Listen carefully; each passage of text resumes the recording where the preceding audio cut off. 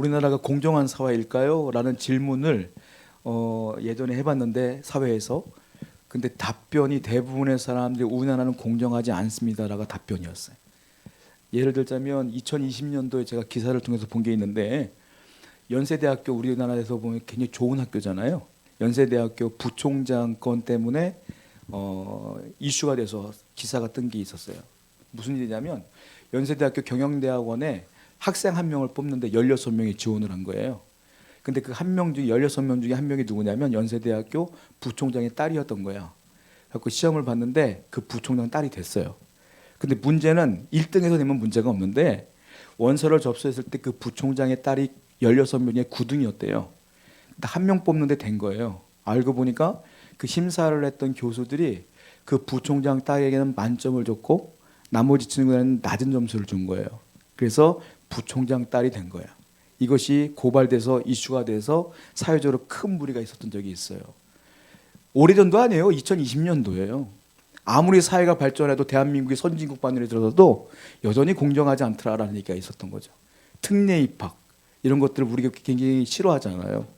제가 이 얘기를 왜 하냐면 그 유럽에서는 유럽 그 귀족 정신이 있어요. 우리가 알고 있는 것처럼. 어떤 정신입니까? 노블리스 오블리제라고 하는 귀족 정신이 있잖아요. 노블리스는 명예란 뜻이고 오블리제는 의무란 뜻이에요. 그래서 가진 자의 의무라는 거예요. 그러니까 미국 사회 같은 경우는 사회에서 큰 돈을 벌면 도네이션을 많이 합니다. 기부를 굉장히 많이 하잖아요. 우리나라는 어떻게든 긁어 모으려고 하지만 그 서양 사람들은 그 이런 정신이 있어요. 사회를 통해서 내가 받았으니까 나눠주려는 마음이 있어요. 물론 안 좋은 면도 있겠지만 그럼 배워야 될 부분도 분명히 있단 말이에요. 제가 이 얘기를 왜 하냐면은 학교에 그 특례 입학하신 분이 성경에 나오거든. 특별 전형으로. 누구냐면 우리 예수님이셔요. 우리 예수님이 어느 학교에 특례 입학했냐면 광야 학교에 특채로 입학하셨어요. 졸업도 딴 사람들은 한 10년 걸리거든. 모세는 40년 통하여 졸업했어요. 근데 다윗은 10년 만에 졸업했어. 근데 우리 예수님은 속성으로 40일 만에 졸업했어. 특채로 입학하시고. 그럼 예수님 제가 욕하고 싶어서 그런 거냐? 절대로 그게 아니라 특례 입학이라는 것은 누구든 가고 싶은데 못 가. 그래서 특채로 비리를 저져서 가는 경우를 특례 입학을 하잖아요. 광야 학교는 아무도 가고 싶어 하지 않아. 누가 가고 싶어 해. 예수님도 안 가고 싶어 했어. 그런데 하나님이 억지로 집어넣었어. 그게 특례 입학이죠. 예수님께서 거기서 40일 동안 뭐 했느냐면 우리가 알고 있는 것처럼 금식기도 하면서 또 마귀에게 시험당하는 일 했잖아요. 자, 예수님을 왜 하나님이 억지로 그 광야에다 집어넣었느냐? 이유는 하나. 예수님이 그 공생의 일을 시작하시기 전에 광야로 들어가신 것인데 이유는 하나예요. 뭐냐면 네가 이제 공생의 일을 시작하면서 십자가 달려 죽어서 인류를 구원해야 되는데 알아야 될 게 있다는 거예요. 뭐냐? 사람들이 얼마나 힘든지 무엇 때문에 고통받는지 그 고난이 얼마나 괴로운지를 네가 몸소 체험해봐라. 그래서 예수님을 집어넣은 거예요. 그걸 모르면 네가 구원자가 될 수 없어. 그 사람들의 아픔을 네가 스스로 아파야지, 같이 아파야지 네가 위로도 할 수 있는 것이지. 그래서 하나님이 억지로 집어넣은 거예요. 여러분 우리가 기도할 때 예수님께 기도하잖아요. 왜 기도하는지 아십니까? 예수님은 저와 여러분들의 고난과 고통을 이미 다 당하신 분이야. 예수님은 여러분은 살아있지만 죽음도 경험하신 분이요. 제자들의 배신도 경험했어. 예수님이 사랑하는 사람들에게서 배반당하는 것도 다 경험했어. 그래서 우리가 힘들다고 고민하면 주님은 위로하시는 거예요. 알아, 나도 경험해봤어 하고 위로해 주시는 거야. 그러니까 기도하는 거지. 그러니까 하나님은 네가 구원자가 되려면 그들의 마음을 먼저 알아야 돼라고 해서 광야로 특례 입학시켰다는 거예요. 자, 그런데 입학 그 기간을 보면은 되게 재밌어요. 어떻게 되느냐? 마가복음 1장 10절부터 11절 말씀 보겠습니다. 읽어볼게요. 시작.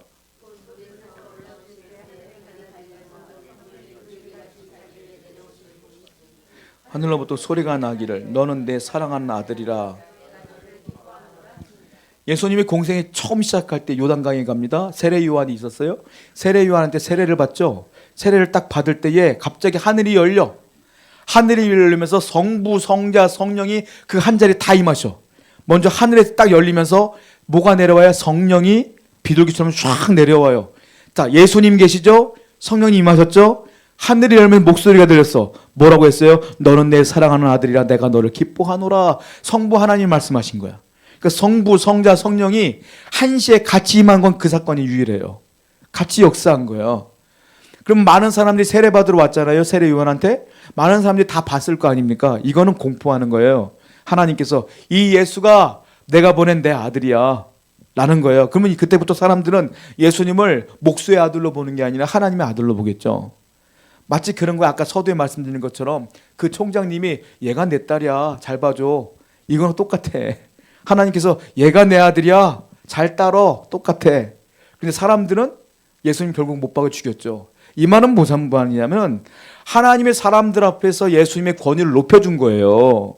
그러면 그때부터 사람들이 와 하나님의 아들이구나 하고 예수님을 따르게 하면 되는데 거기를 하나님께서 그냥 있게 하지 않고 예수님을 딱 붙들어가지고 어디로 가냐면 바로 광야로 집어넣었어. 그 40일 동안 사람들이 예수님을 못 보니까 잊어먹겠죠 그냥. 그러니까 하나님께서 그 자리를 떠나게 하신단 말이에요. 그래놓고 아니 권위를 인정해놓고 갑자기 광야로 집어넣어놨어. 그러니까 예수님을 꼭지로 거기다 집어넣은 겁니다. 왜요? 아까 말씀드린 것처럼 사람들의 고난과 고통을 알아야 구원자가 될 수 있기 때문에 하나님께서 그런 거라는 거예요. 그러니까 재미있는 구절인데요. 마태복음과 마가복음과 누가복음에 똑같은 단어가 나와요. 그런데 이상하게 오늘 본문만 좀 달라. 마가복음 1장 12절 한번 읽어볼까요? 오늘 본문입니다. 시작. 뭐라고요? 몰아내신지라. 몰아내신지라. 그런데 마태복음하고 누가복음은 다르게 표현되고 있어. 자, 마태복음 4장 1절입니다. 시작. 성령이 뭐 했다? 이끌리어.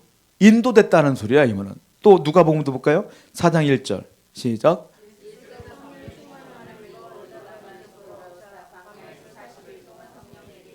성령에게 또 이끌리어. 근데 마태복음, 누가복음은 성령에 이끌리었는데 마가복음은 뭐라고 했어요? 성령이 광야로 몰아낸지라. 몰아낸지라는 정확한 뜻은 쫓아낸지라 이 말이에요.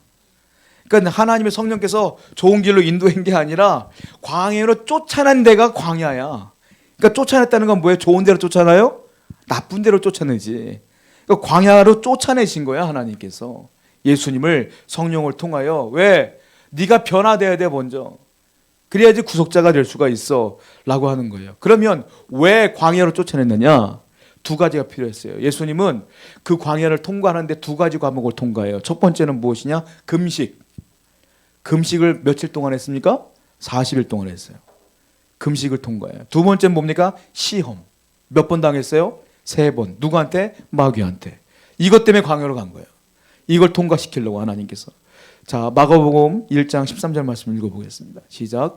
광야에서 40일 계시면서 40일 동안 마귀한테 3번 시험을 당해요. 그때 거기서 있는 거야. 근데 뭘 먹느냐? 먹지도 못해. 40일 동안 금식하며 거기에 있는 거예요 그냥. 자, 금식은 뭐냐 하면 두 가지 의미가 있어요. 첫 번째로 네가 공생애를 시작하기 전에 먼저 금식 기도를 통해서 네 영혼을 정결하게 하고 준비해라 라는 뜻도 있겠지만 더 큰 뜻이 있어요. 무엇입니까?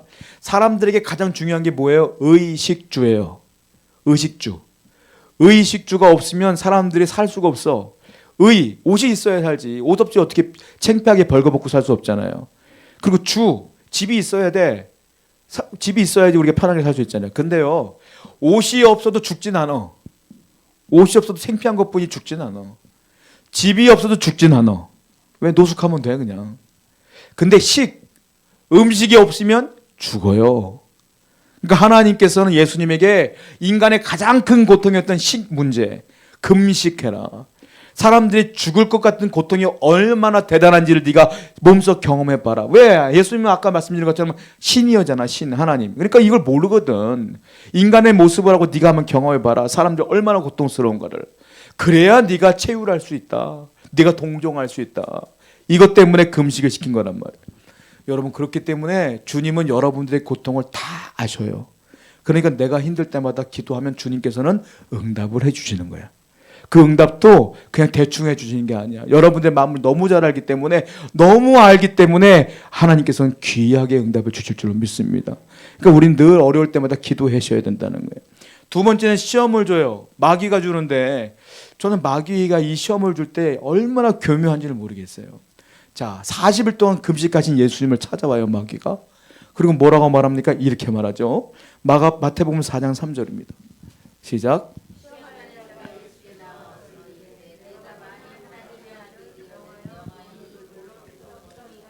우리는 잘하는 단어가 야, 이 돌 가지고 떡덩이에 대해서 네 먹어라. 이건 잘하라. 그건 더 중요한 단어가 있어요. 뭐냐면 잘 보세요. 네가 만일 뭐라고요? 하나님의 아들이어든 이게 조건이야. 네가 진짜 하나님의 아들이면은 이 돌을 떡으로 만들어 먹어. 그냥 단순하게 배고프니까 떡 먹어가 아니라 하나님의 아들이면 이거예요. 하나님의 아들이면.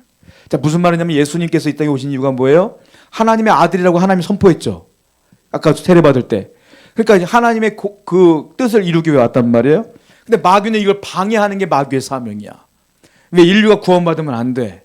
그러니까 네가 하나님의 아들이면 이 돌을 갖고 떡을 만들어 봐라. 이 말은 단순하게 말하면 그냥 먹고 살아라가 아니라 네가 하나님의 뜻은 뭐냐면 예수님이 뭐 하는 거예요? 사람들의 고통을 직접 경험해 보는 게 하나님의 뜻이야.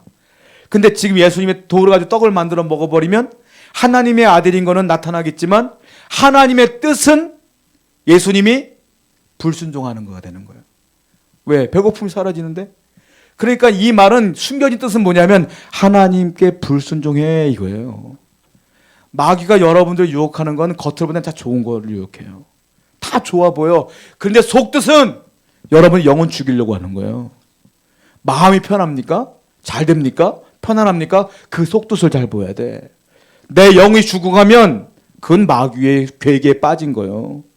내가 아무 문제가 없다고 잘 되는 게 아니요. 아무 문제가 없지만 내 영은 죽어가고 있는 거라고. 그러니까 마귀는 이렇게 그 예수님을 하나님께 불순종하게 만드는 거다. 이게 첫 번째 시험이었다는 거예요. 예수님은 어떻게 이겼어요? 신명기 말씀으로 그대로 이겼어. 사람이 떡으로만 사는 거 아니다. 이것을 이겼어요. 자, 두 번째 시험도 주죠. 마태복음 4장 5절부터 6절입니다. 시작.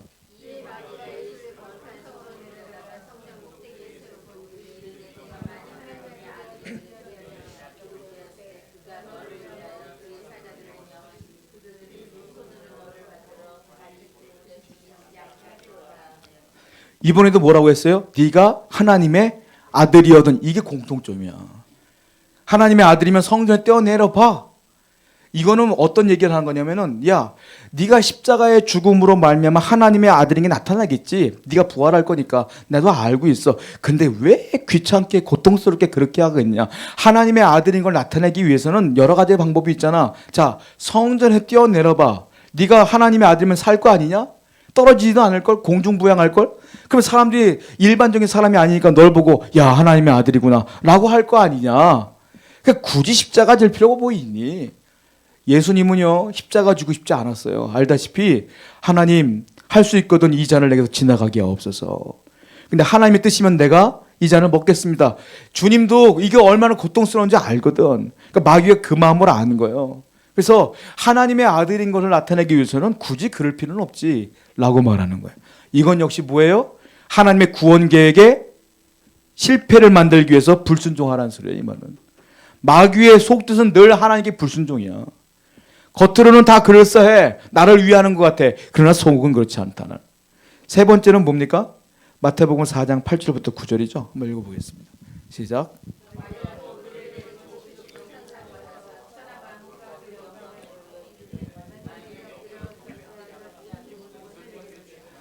야, 나한테 절 한 번 하면 천하만국을 다 줄게 라고 말하는데 여러분 천하만국은 누구 겁니까?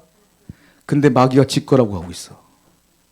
지가 뭘 줘? 하나님께 주는 건데. 이 말은 무슨 말이냐면 여기에 물질의 눈이 어두워서 예수님께서 절 한 번 하면 준다는 거야. 근데 이 말은 결국 뭐냐? 이 천하만국은 누구에게 있다? 마귀에게 있다고 인정하라는 소리야. 이 말은.